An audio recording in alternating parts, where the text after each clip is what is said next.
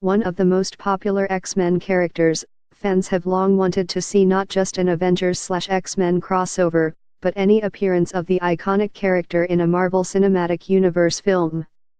Now, with the Disney/Fox deal finally making a crossover possible, Hugh Jackman, who has played Wolverine since Bryan Singer's first X-Men 17 years ago, is hanging up his claws. Despite having long been interested in seeing Wolverine team up with MCU characters such as Iron Man and the Hulk, Jackman recently told Collider that his time as the character is over, but he wouldn't mind someone new taking up the role. "But I think, unfortunately, the ship has sailed for me, but for someone else I would like to see Wolverine in there," Jackman said. With Jackman being one of the biggest icons in the comic book movie industry for nearly 2 decades, anyone taking on Wolverine has pretty big shoes to fill. But, the X-Men universe would be missing a major character without Wolverine, so someone will, eventually, have to fill the void, and we have a few ideas as to who could play Wolverine in the MCU. Tom Hardy's name is one that frequently comes up among fans when considering who could take over for Jackman as Wolverine. Jackman himself has suggested that Hardy would make an excellent choice, and he would be no stranger to the superhero movie genre. Hardy has previously played Bane in 2012's The Dark Knight Rises, though it's also his superhero movie experience that might keep him from popping those adamantium claws. Hardy is playing Eddie Brock/Venom in the upcoming Venom movie. Like Hardy, Scott Eastwood is another actor whose name often comes up in discussions of who might be a good choice for a Wolverine recast, and like Hardy, Eastwood has a bit of experience in comic book movies himself. Eastwood played Lieutenant G.Q. Edwards in 2016's Suicide Squad, but perhaps he's really meant to shine in the MCU. After all, he's the son of the legendary Clint Eastwood, an actor whose name often comes up in fan castings for Old Man Logan. Okay, so Travis Fimmel might be a little on the tall side for a character who is famously not tall, but the Vikings star definitely has the physique to play the role. He's also no stranger to drama and action on the big screen as well. Fimmel played Anduin Lothar, the military commander of human forces in Stormwind Kingdom in Warcraft. While Fimmel might be a little bit of a long shot, the actor has been vocal about not wanting to be famous and plans to work only long enough to be able to buy his own farm. He has the potential to be a great choice. With Game of Thrones coming to an end after its next season, Kit Harington might just be ready to move on to another iconic pop culture role.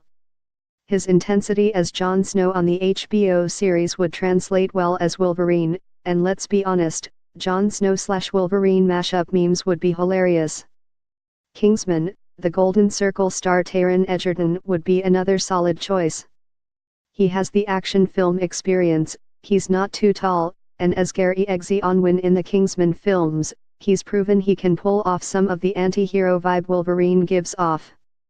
Egerton has also worked with Jackman previously, in Eddie the Eagle, so he might have a little bit of an advantage there. Marvel's Inhumans may not have been particularly well received, but that doesn't mean Anson Mount couldn't still find a place in the MCU. While a little tall and a bit older than some of the other potential Wolverine choices, Mount could be a solid option if Marvel wanted to go for an older Wolverine, but not quite Old Man Logan just yet. And while Mount's Black Bolt was clean-cut and sophisticated, the actor has done rugged and gruff well previously. He appeared on AMC's Hell on Wheels as former Confederate soldier bent on revenge for the death of his family, Cullen Bohannon. Another star of Marvel's Inhumans, Ren is perhaps best known as Game of Thrones' vile Ramsay Bolton.